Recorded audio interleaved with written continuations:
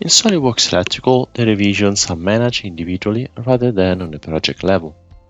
So books, cover pages, and drawings could be on different revisions within the same project.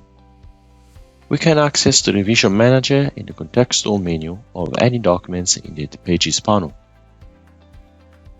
The revision number or revision index are managed in the project settings. We can set a standard format such as 123 or ABC, or we can customize the formula to obtain a different index. Every user can modify the name or the initials in the application settings. When a document is validated or verified, the chosen name will appear in the Revision Manager. The revision index is managed in 3 steps. The first step is the index creation. In the second step, the index is validated, and in the third one, the index is verified. When the revision index is managed on a book, you can propagate this index to all the drawings within this book.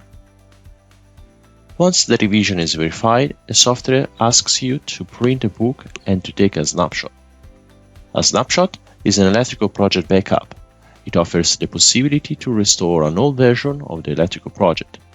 It must not be confused with the Electrical Project Archive. The snapshot can be restored on the Process tab via the Snapshot Manager or via the Revision Manager.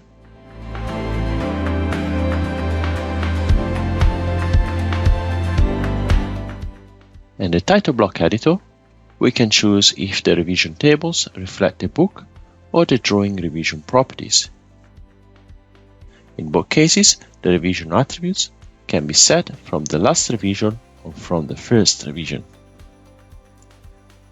If you would like to see the history of approvals and checkers, there is an additional report that you can add to your drawing book. It shows the information of who created the revision, when they created it, and who validated and verified it.